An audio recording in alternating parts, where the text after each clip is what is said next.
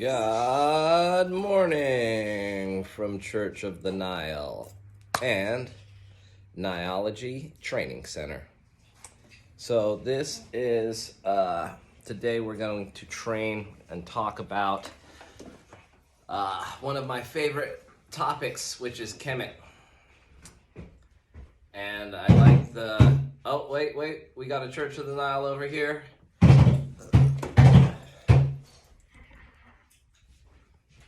Are we gonna sing it? The Nile, the Nile, the Church of the Nile's the best church of all. For your church is my church, and my church is your church. The Church of the Nile's the best church of all. La la la la la.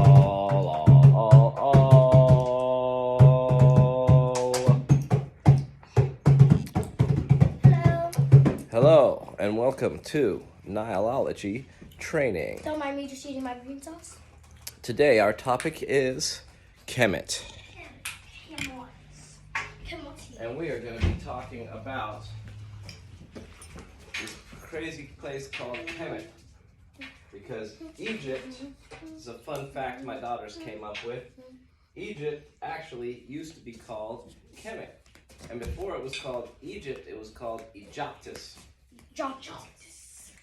So, do we know who named it Egyptus? Augustus?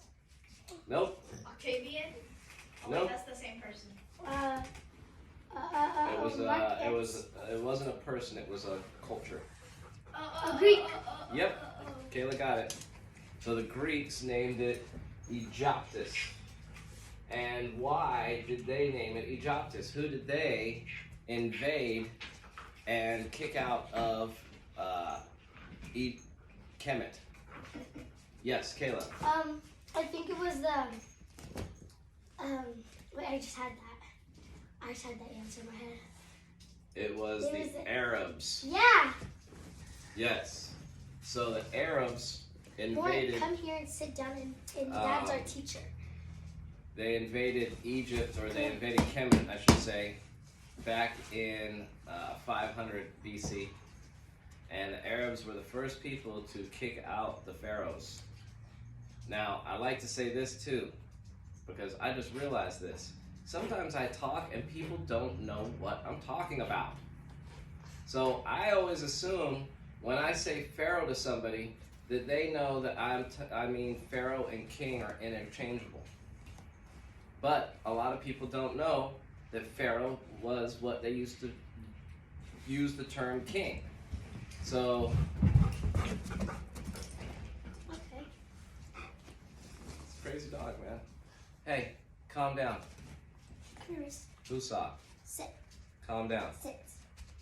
Good boy. Now listen. So it's kind of funny because back in the days, I don't really think that if you were invading somewhere that you're going to stick around, right? So I always say it was pretty obvious to me that there was all these people that were in Kemet, and you had all these pharaohs, which were kings, right? So you had different kings, and I'm sure there were multiple. That's what I don't know, if there was just one pharaoh, and then what were the people that were called like underneath the pharaohs? Like you have your the king, and then you have your Look at Rizzy listening to your what are Dad, those look at Rizzy people called, listening like oh, good job, Rizzy, for listening to me. I appreciate that. So this is the best student I have right here. He actually listens to me. So you have lords. That's what I was looking for. So you have your kings and you have lords.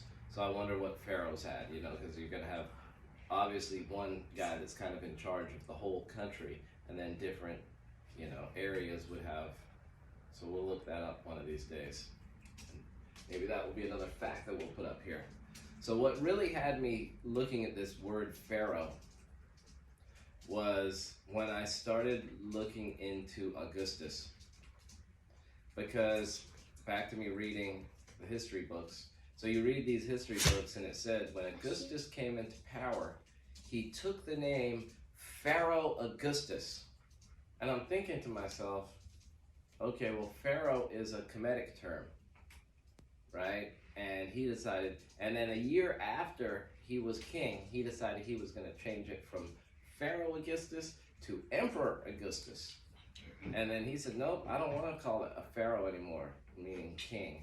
I want to call it emperor. So then we changed it, and now you have a lot of people that call themselves the emperor. And then you also have king. So these are all funny that they're all different terms. And they all came from somebody different. He is a good boy. Good boy, Red. Sitting down, laying down like a good boy. And he's listening. He's looking at me. He's like. So, we have this place called Kemet that was around for 4,000 years, 5,000 years. You had different pharaohs, all kinds of different pharaohs that came and ruled. And then the Arabs came and invaded Egypt. And I'm assuming, again, when people invade Egypt, they spread all throughout Africa. And they were like, okay, we're going to go over here, over there. And that's why you have pieces of Kemetic spirituality all through Egypt. Because when the Arabs came in, they left. So they're going to go all over the place. But what happened is, then the Greeks came in. And the Greeks booted the Arabs back. And they were the first ones that changed the name to what? Wait. Lauren, they changed it from Kemet to Egyptus. Yes. And then when the Romans came in, they decided they were going to shorten it from Egyptus to Egypt. Or Egypt, whatever. Yes, or Egyptian is the people, what they call Oh, well, Egyptian. yeah, they're Egyptian. Now, by this time, you I see. still obviously have some people that are remaining that were there from Kemet, the ones that didn't flee. You have some Arabs there because they were there for 500 years. So you're going to have a whole insurgence of all these different cultures, right? So you've probably got Arab people now living there in different pockets. And then some of them are going to go back to their place because they're not going to hang around and get killed by the Greeks, right? And then when the Greeks, Egypt got invaded again, now you have all the Egyptians all the Greeks that stuck around. Most of them probably went back to Macedonia and Greece, and there were some little pockets that stayed there. And now you have Roman rule, right? And then guess who came back after the Romans? The Arabs came back, and that's why they rule it to this day. And what I like to do, like I said, like we were talking about in the car, I think what makes me a little angry is when someone used to say, don't really worry about anything that happened before Christ. None of that really mattered. You know, and like I said, my whole thing was like, why doesn't it matter? Who says that anything before this time doesn't matter and nothing is important? And then again, I looked at like who wiped out some of this stuff, like this person I wear on my bracelet, which is another thing that I never understood. How come in Kemet they called her Aset, but then the Greeks came in and they changed her name? I mean, to me, that's kind of rude. Why would you change somebody's name? A god, you know, a person. And like, we're not going to call her Aset anymore. We're going to call her Isis. Matter of fact, we're going to change every name. And that's why this is one of the books that I'm going to require to be read if you take the training course, which it's called Stolen Legacy by George G. James. And it talks about, and this happened they don't want you to know about this little piece, right? How the the people of Kemet were raided by the Greeks, and they were commissioned. What does commission mean? Like they're on a mission? Kind of close. I don't know. Commission means basically that somebody paid for them to do this. So someone paid, the Greek government paid all the smartest people in Greece to go extract. What does the extract mean? Lauren? Steal. Since you're over there typing away and Kayla's over here like a very good student paying attention. Steal. Extract means to take it out of. Steal. right? So if I extract water out of a cup, I'm taking that water out. So if I extract knowledge out of a country, I'm taking it out, right? And I'm going to bring it back, and I can bring it somewhere. So people got paid by the Greek government to go into Egypt and extract out all the knowledge. And you'll always hear me talk about the biggest thing that I always get mad about is not giving credit to Imhotep, one of the pharaohs who invented the Pythagoras theorem that we know of it as today, right? Which is the hypotenuse triangle. So this guy named Pythagoras was paid by Greece to go and take that, extract that knowledge out of Greece, And then and they named it after him. come and what do we learn in our school books? The Pythagorean theorem. Do we hear about the Imhotep theorem or the person that actually? Yes, What's Imhotep? he was a pharaoh. Oh. He was one of the pharaohs That invented that invented it, and then Pythagoras came in, jacked it, and called it his. Look what I And found. everyone to this day says, "Oh, it's the Pythagorean theorem," and I'm like, "No, not really." But again, we don't know any better because guess what? These school books that we listen to and learn don't tell you that. They're not going to say that.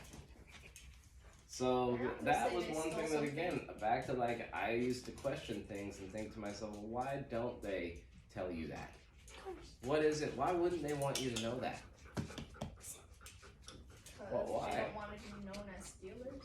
They don't want to be known as thieves? That's a good question. That's a good answer. Yeah, they don't want to be known as thieves. They don't want to give credit to the person that actually did it, right, and thought it, because I always think to myself, if you really think of something and invent something, you're the true inventor. If you come in and steal it, you're not the true inventor. You're not the person. Stealer. You're the thief, right? And again, yes, you don't want anyone to know that. You're going to keep that a nice big secret. You want people to think that you're so smart and you invented it. Mm-hmm. And even down to the gods, right? Like, you think about this God, it's the God of love, or it's the God of this, or the God of that. And it's like, oh, okay, well, I'm going to take that and I'm going to change the name. And I'm going to call her Isis. And she's still all the same things that you thought she was. I'm just going to take that name and change it. Because, and I'm like, in my mind, I'm just like, that is such a, I don't know. I don't feel like the Greeks were cool for doing that, you know? Like, why would they change the names?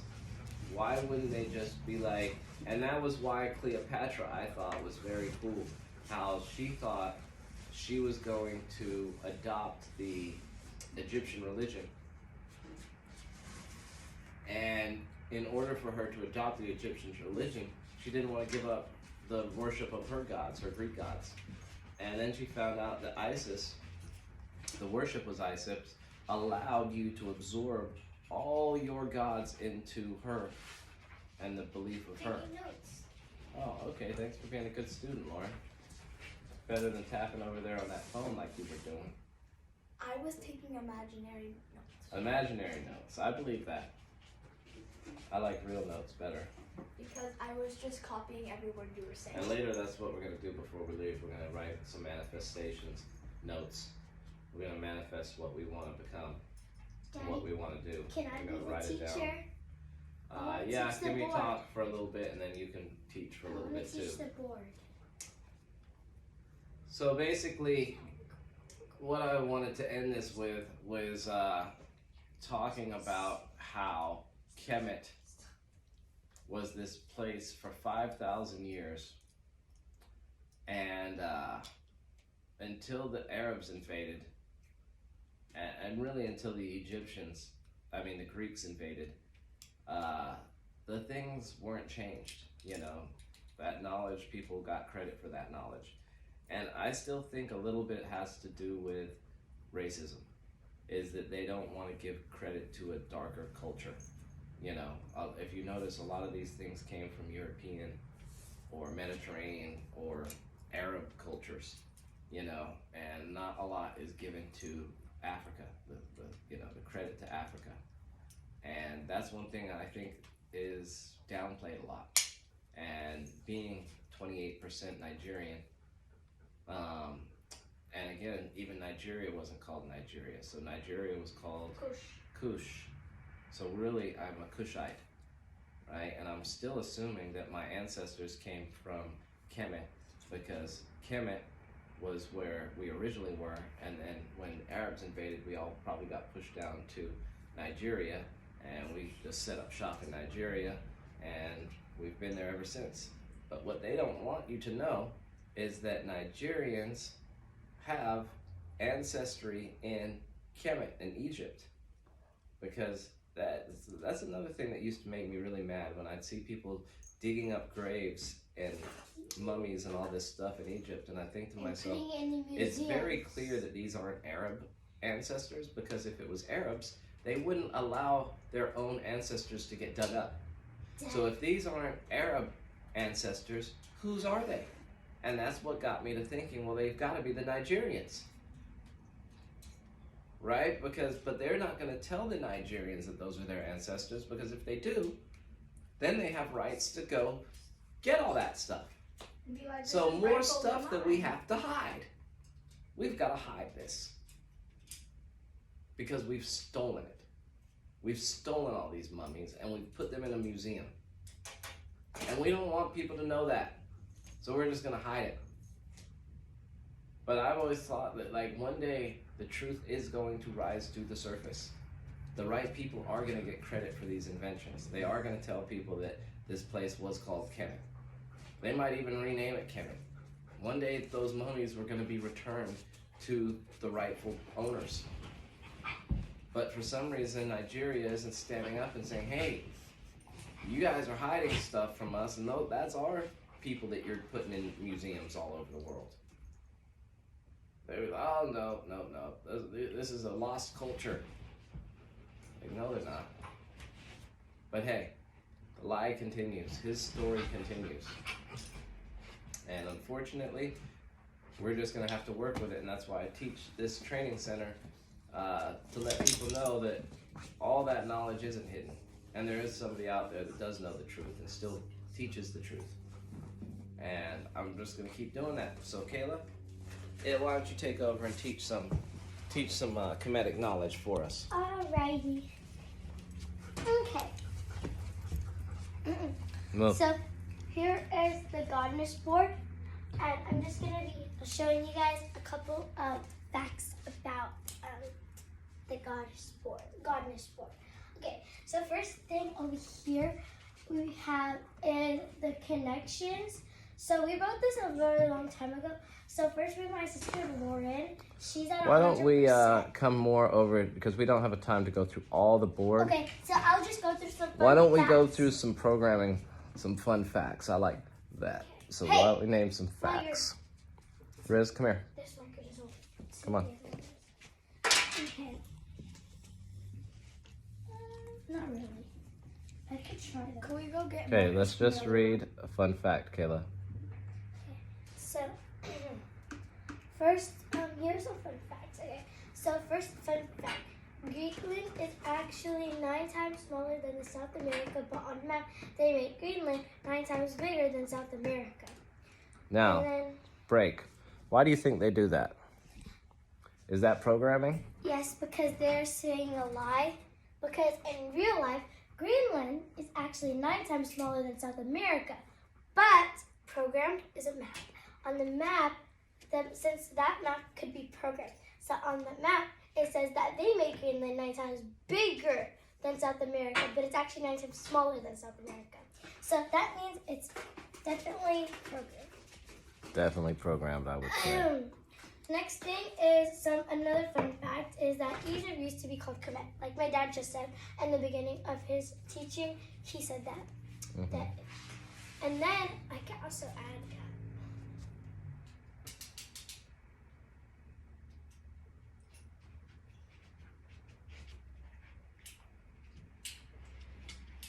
came and called it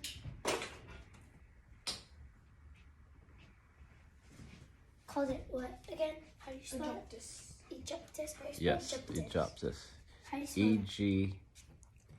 EGYPTOS. GYPT? Quiet. No barking, Mercy. Bad boy. Okay. All right, Kayla. I think we're good. Mhm. You did a great job. Oh yeah, can I We're go outta over this here. real quick, Dad? Oh, yeah, Just okay. this. Okay. This says, this was supposed to be on the back of the board, so just don't worry about that, guy. Okay, so this is gonna be the Egyptian gods, and it says Kemet, Greek, meaning that. So first Ra, also Aset, Aset, and then Ra, Isis, and then oh wait, I'm going to the wrong one. So Ra is this Kemet, and then Greek is also Ra, and then the meaning is the sun. Okay, and then next is Aset, and her Greek name is Isis, yeah. And then the meaning of her is savior, throne, she. Throne/she. Oh, I thought that said I.